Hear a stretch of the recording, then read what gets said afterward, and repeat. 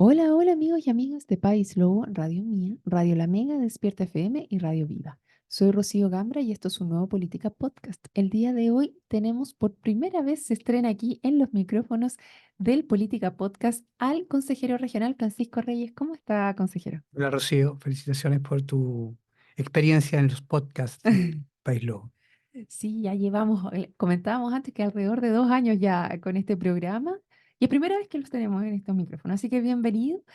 Y partíamos conversando, voy a partir la conversación como de lo bien amplio, que usted ha tenido la experiencia de ver el funcionamiento del gobierno regional bajo la figura anterior, que era el intendente, y ahora bajo la figura nueva del gobernador regional. ¿Cómo lo ha percibido este cambio? ¿Estábamos preparados o no? Yo creo que siempre es necesaria una preparación mayor. Necesitábamos tener una comunidad política regional mucho más formada. Y eso significa no solamente tener profesionales al servicio del Estado, sino también dirigentes eh, del nivel intermedio, del mundo social, sindical, gremial, también más exigentes bajo la lógica del control social, para que el Estado esté de alguna manera funcionando como tiene que funcionar. Hoy día organizar al Estado, coordinar al Estado, generar colaboración entre distintos servicios públicos es un desafío. Ujú. Cuando había un intendente, efectivamente había una lógica más vertical. Y la orden venía de Santiago y el intendente la aplicaba.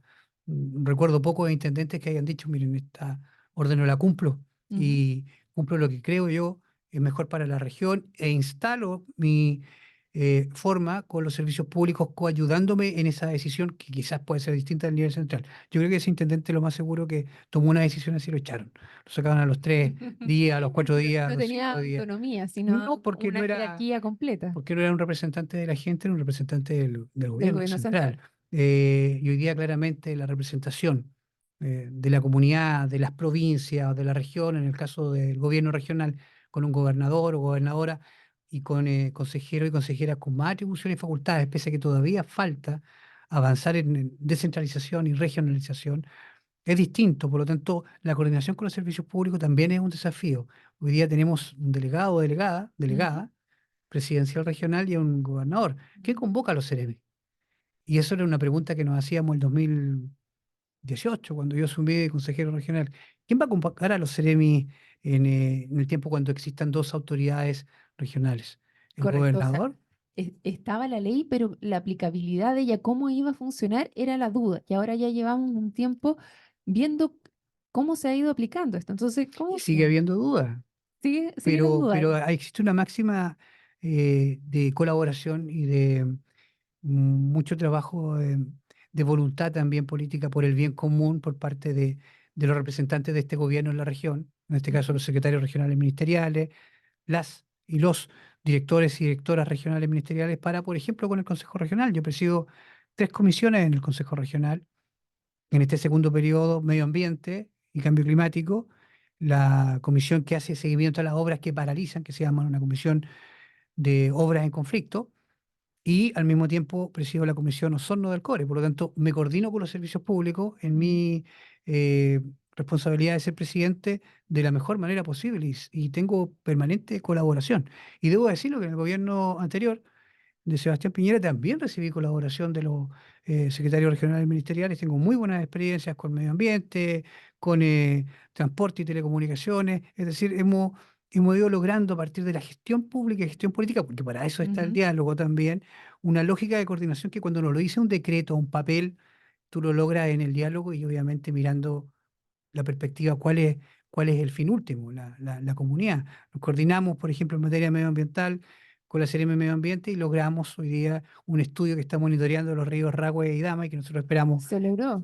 Pero por supuesto, Eso era algo que se venía pidiendo hace mucho tiempo aquí en la comunidad, dado los altos niveles de mal olor que existían en su minuto, que son cuenta de un problema de contaminación de los ríos. y Porque bueno, nosotros esperamos que se dé a conocer el primer avance, porque hoy no tenemos CEREMI de Medio Ambiente. De hecho, aprovecho de señalar que en una región con tanto conflicto socioambiental y en una provincia con tanto conflicto medioambiental, resulta incomprensible que todavía no tengamos el nombramiento de una titular o un titular de medio ambiente en reemplazo de quien, a mi juicio, lo hizo técnicamente muy bien, como Carola Iturriaga. Eso ahí hay una falencia, pero sí logramos esa colaboración. También tenemos una colaboración permanente con la Dirección de Arquitectura del MOP o con el Director Regional de Vialidad a propósito de los caminos. Es decir, hay un trabajo del gobierno regional con los servicios que pertenecen al nivel central en la región, eh,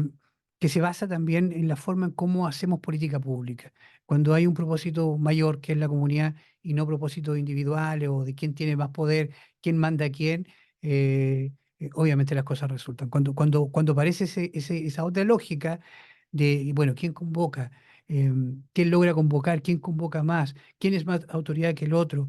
em, Resulta una discusión bien infructuosa que para la gente no le hace ningún sentido.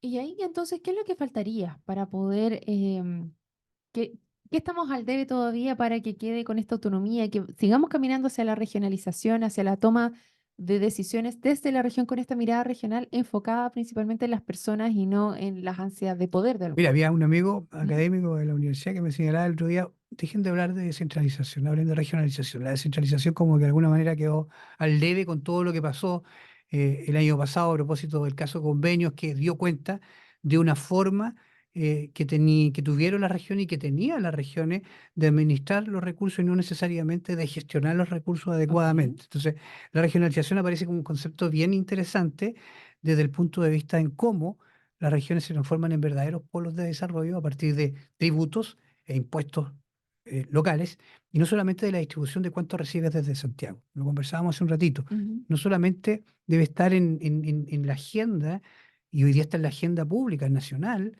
la distribución de los recursos en las regiones, es decir, ujú, cuánto recibe la región de los lagos, cuál es el presupuesto actual, 105.000 millones de pesos. Con eso tenemos que cubrir las necesidades complementarias o suplementarias de las 30 comunas de la región de los lagos, en conjunto con los ministerios que a veces tienen más presupuesto que el propio gobierno regional. Bueno, ¿y por qué no pensamos entonces en cuánto del IVA, por ejemplo, podemos dejar en la misma región? ¿Cómo podemos hacer más dinámicos los mercados del turismo o del agro o de la construcción o de la pesca artesanal a partir de tributos específicos que se generen precisamente en la región? Por lo tanto, hoy día no solamente es un tema de distribución, lo aprendí de un gran profesor de la Austral, que aprovecho de saludar, Egon Montesino, sino también de cuánto tú recaudas.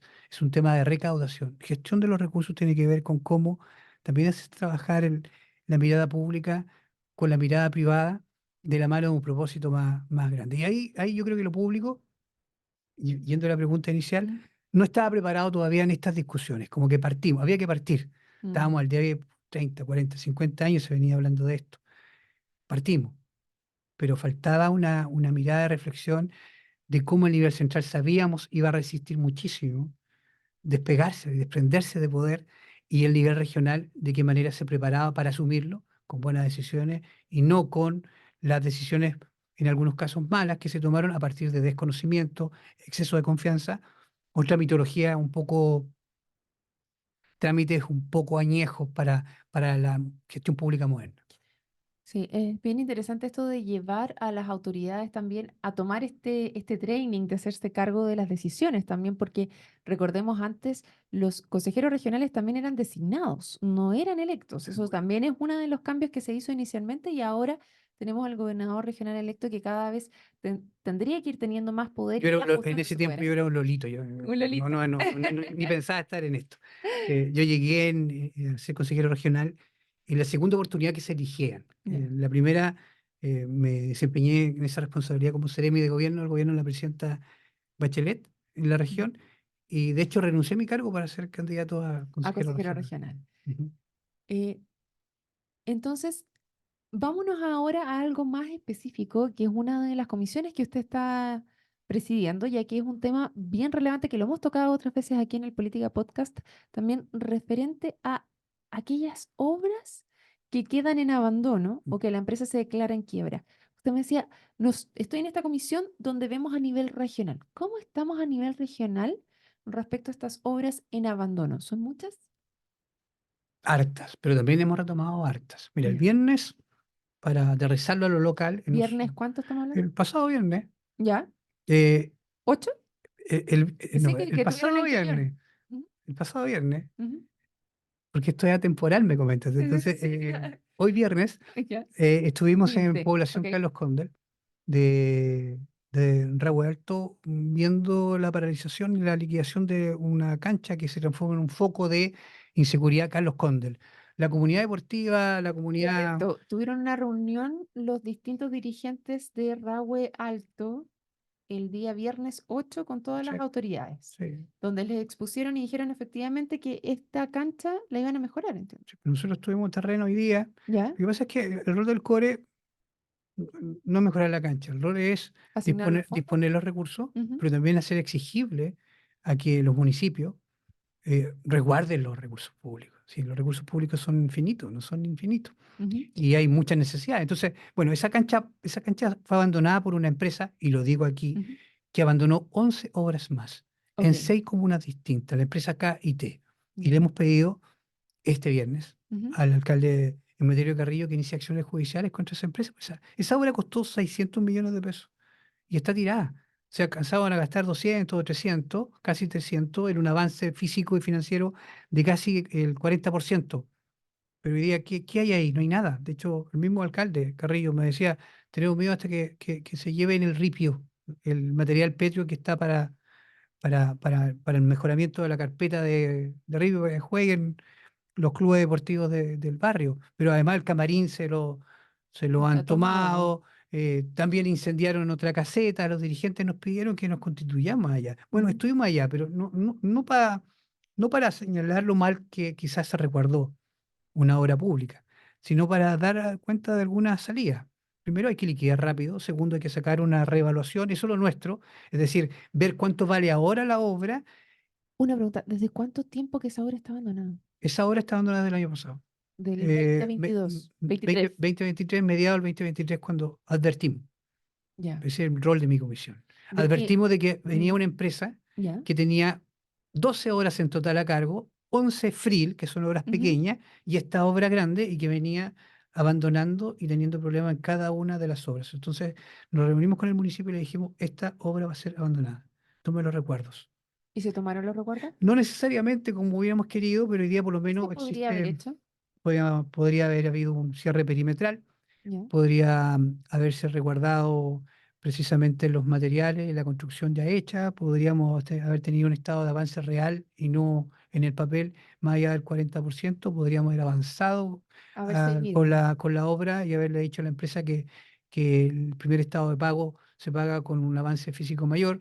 em, ¿No se retuvo ese estado de pago? no necesariamente ocurre. Hay Ya. empresas que parten con una buena espalda financiera y no necesariamente continúan. Hay buenas empresas, pero también otras malas como Claro, esta. en Y, privados hay también buenas y malas pero por gestiones. supuesto, y tenemos hoy día 40 horas con problemas En en la toda la región de los región. lagos. Y hemos, Y y hemos solo de esta retomado, empresa son 11. no, una grande de esta empresa Ok, y 11 pequeñas. ok.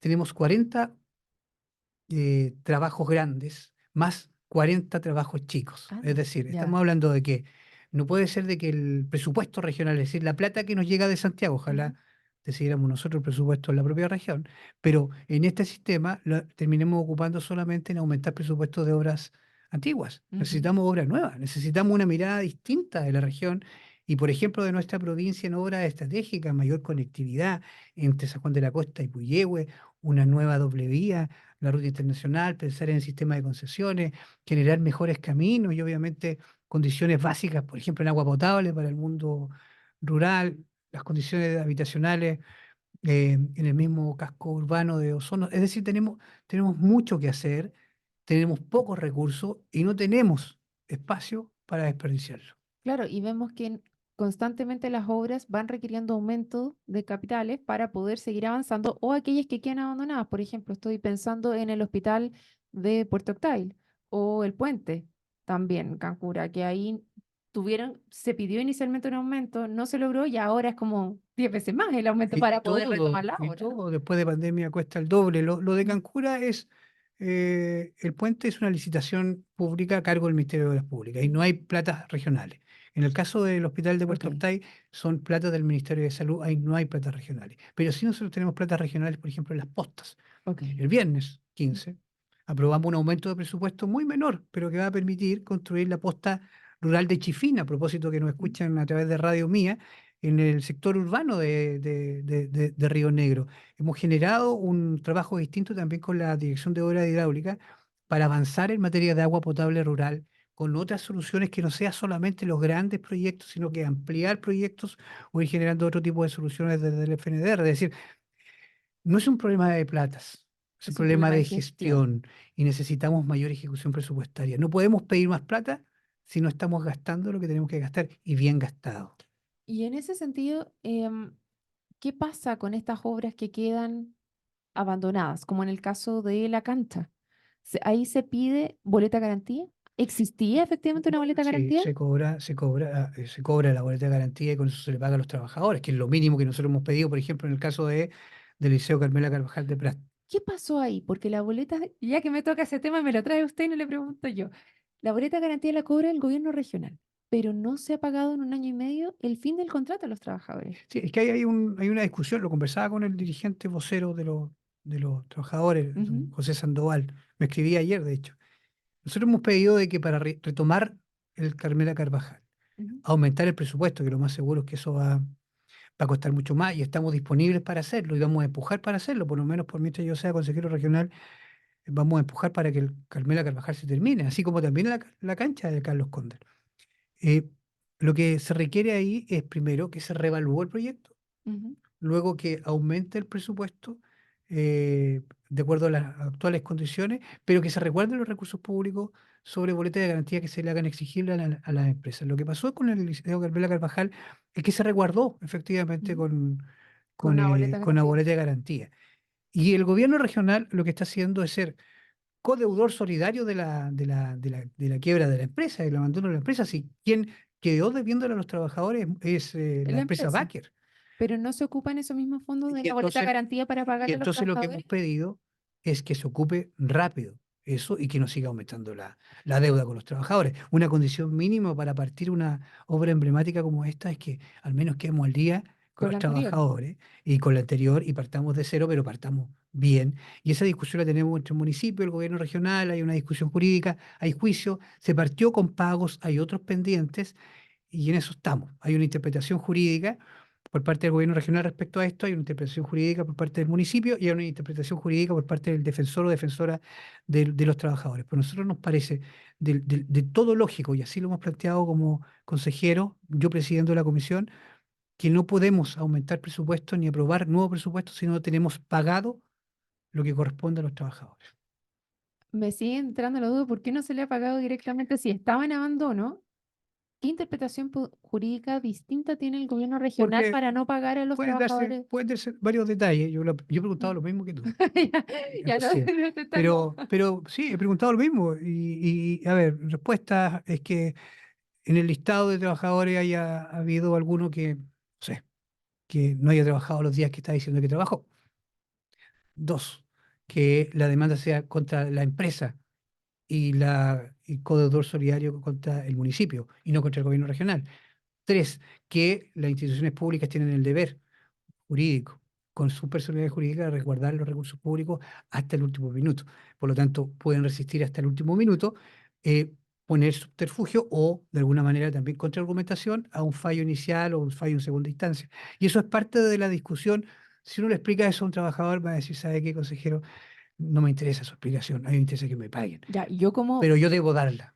claro, en mi caso, que me interesa poder entender bien el buen uso de los recursos públicos, prolongar a una persona mientras no termine de pagar las cotizaciones y cerrarlo, llevamos pagando 18 meses más. Pues Estamos todos pagando. nosotros estamos pagando 18 Así meses más es, porque así esa, es. esa es la ley, ¿qué Bueno, interpretación cabe? Entonces, si bueno, se esa es supone que la. está la boleta de garantía para hacer los pagos de las obras que quedan abandonadas, como en este caso, para eso está, y se paga inmediatamente a los trabajadores. Sí, esa es la Entonces, pelea que he ya, venido dando un año uno, yo me rasco la y cabeza se ha nomás. avanzado y yo también me la rasco y digo, pucha, aquí hay cosas de sentido común Mm, que a veces la administración pública debería tomarlas como parte de criterios comunes y no siempre ocurre. claro, eso Aprovecho es... de enviarle un mensaje ahí, porque yo sé que nos ven, al gobierno regional y al municipio.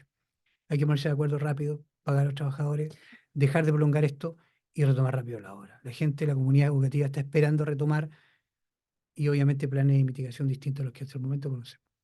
Claro, porque ¿cuál es el sentido que tengamos otro mes más que estemos agarrados del moño diciendo, no, es que en realidad no tengo que venga la policía para que yo le muestre que pagué? Oiga, sí, esto es súper simple, si los privados también lo tienen que hacer. Si la obra se da por finalizada, para poder despedirlo tiene que pagar todo. Y para eso están las platas de la boleta de garantía. Ya, Creo lo mismo que tú. estamos en la, estamos en Estoy, la estoy misma. en la misma sintonía. El tema yo lo represento en el nivel político y a veces eso Sí, genera ciertas contrariedades, interpretaciones, pero y si tú no lo se planteas dejan desde el punto de vuelta. vista comunicacional y a mí me parece del todo lógico que hay que plantearlo y exigirlo. Y ese es el control social sobre el cual Que hay que hacer yo correctamente. planteo necesario en la región. Mm. Vámonos al otro tema que usted también preside, que también es muy relevante, es el tema medioambiental. Ya nos había comentado que están con la sorpresa de que no esté todavía el Ceremi de Medio Ambiente en una región como la nuestra.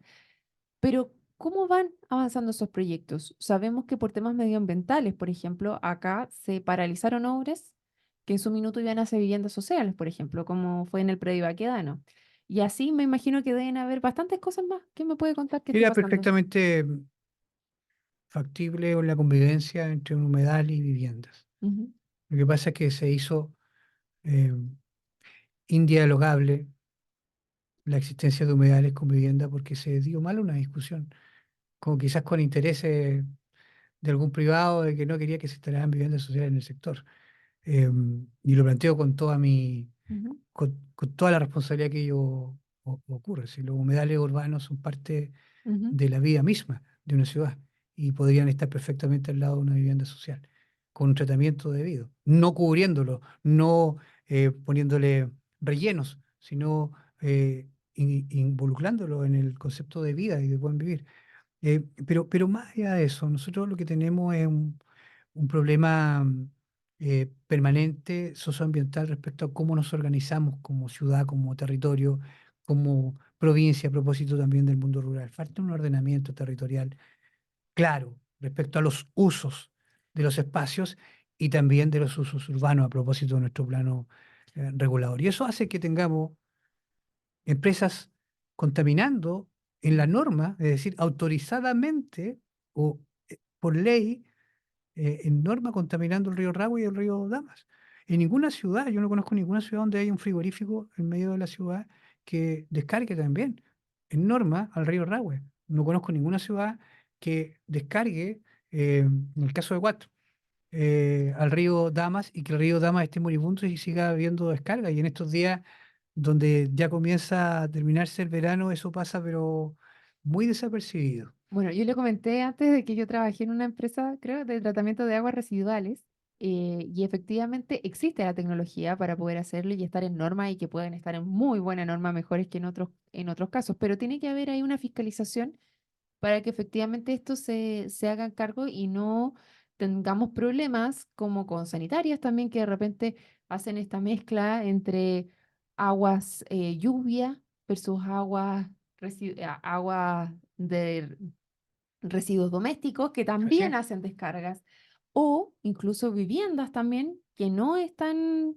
bien estandarizadas, que no están en el alcantarillado a pesar de que debieran estar y que también llegan hacia el río. Entonces existen múltiples puntos de descarga y el tema es cómo lo estamos abordando como ciudad. Mira, a mí me parece que no lo estamos abordando bien. Mm, Yo creo que más allá de que hayamos logrado este estudio, un estudio, eso no es la panacea, eso no va a solucionar nada, porque nos va a permitir en el futuro de mediano plazo construir una norma de protección a los ríos Ragüe y Damas. Pero tenemos descargas domiciliarias permanentes, es decir, también hay 70 casas que descargan directamente al río. su evacuación diaria directamente al río Damas.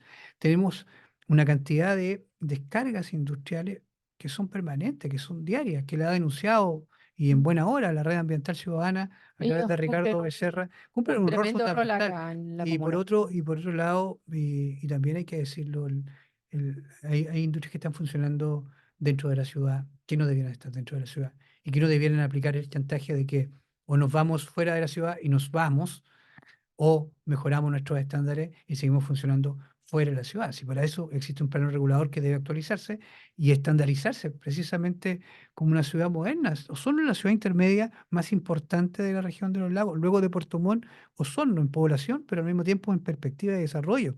Y en ese sentido, lo que necesitamos es buen vivir para todos, no solamente para un grupo o para algunos segmentos que no sufren este tipo de situaciones, por ejemplo, que estar cerca de los ríos o tener problemas con un vertedero que está muy cerquita de la ciudad y que no existe hoy día una mirada un poquito más amplia O sea, falta una respecto. buena planificación local, Sí, de todas maneras. Y eso, usted me comentaba que habíamos hablado con Rodrigo en su minuto, con Rodrigo Wainwright, ex Core también. bueno, Cuando sí, hablamos de eso, justamente también hablamos del plan regulador, no solamente urbano, sino el interurbano, cuando hablamos de entre sí, ciudades. claro. Y eso es algo que también debiera ser llevado adelante a nivel provincial, a nivel regional, para que se produzca un ordenamiento territorial no solamente en la industria, sino otra cosa que hablábamos, lamentablemente nos queda muy poquito, pero la planificación de las casas y las parcelaciones, que fue algo que me dijo, aquí tenemos debate. Así No, que, es que tenemos debate con Rodrigo, porque él lo pone problema en las parcelaciones y yo creo que sí, tenemos problemas con las parcelaciones. Lo de Puerto Octay, que es una ruta saturada, yo escucho a los vecinos, me reúno con ellos, viene una ruta saturada por las parcelaciones, además de la degradación del suelo agrícola, hoy día destinado a vivienda, la sobresaturación, porque hay una suerte de no regulación, salvo lo que ha hecho el Ministerio de Agricultura, es un tema debatible y lo hemos conversado, y ahí hemos tenido claras diferencias con el ex colega, siendo un muy buen amigo y contertulio en este tipo de cosas. Y por otro lado, la falta de planificación tiene que estar a todo nivel, en el nivel comunal, en el nivel regional, mm, en el fondo en los gobiernos subnacionales y en el gobierno central. Si existe esa coordinación, esa lógica de nexo para la planificación, vamos a tener claramente un buen vivir. La inversión está, los recursos existen. Si lo que nos falta quizás es generar una gestión de esos recursos para darle prioridad a las cosas sobre las cuales todavía hay brecha. No podemos tener todavía una cantidad importante de familias, más de 40.000 personas, recibiendo agua potable a través de camiones Algi. Otros abasteciéndose a través de pozos Noria. Otros esperando precisamente una solución a través de un servicio sanitario rural o una PR que ya no funciona. En la región de los lagos vamos a lanzar una política regional del agua, donde estamos planteando todos estos temas el próximo viernes. Hemos planteado una política regional para el adulto mayor y para los cuidados del adulto mayor, porque nos parece que ese tipo de políticas van ordenando de alguna manera las acciones públicas. Creo que en eso podemos contribuir desde el Consejo Regional, en esta mirada regional y territorial, técnica y política para abordar de mejor manera las cosas que no pueden seguir haciéndose de la misma manera pensando que vamos a tener resultados distintos. de todas maneras, hay que cambiar, como decía usted inicialmente, el paradigma. Hay que cambiar el Hay paradigma. que cambiar el paradigma de cómo vemos no solamente los recursos que recibimos, cómo los gastamos, sino cómo gestionamos correctamente estos recursos y nos vamos empoderando también de la toma de decisiones a nivel regional. Yo creo que la toma de decisión a nivel regional tiene que hacerse con responsabilidad. Ujú. Y esa responsabilidad exige técnica, exige diálogo permanente, exige inclusión permanente y exige sacarnos a veces nuestros propios prejuicios respecto a lo público, lo privado, de cómo lo hacemos en conjunto y cómo lo hacemos con la comunidad, preguntando, generando participación. Desde, desde el proyecto más pequeñito que nosotros aprobamos de 3 millones de pesos, un fondo comunidad que permite hacer una escuela de fútbol en un lugar donde no había nada hasta un proyecto gigante que va a costar 15.000 millones de pesos, el Liceo Carmela Carvajal, que va a ser, y así lo espero, el liceo más importante de la región, emblemático, bicentenario, con modernas instalaciones, pero para eso hay que trabajar en conjunto. Así es, y hacer que las cosas pasen. Bueno, consejero regional, muchas gracias por estar por primera vez en los micrófonos de este Política Podcast. Francisco Reyes, para todos los que nos están escuchando, lo dejamos invitadísimo en otra opción y a todos ustedes que se sumaron a esta conversación, por supuesto, los invitamos también a otro episodio del Política Podcast. Nos vemos. Chao, chao.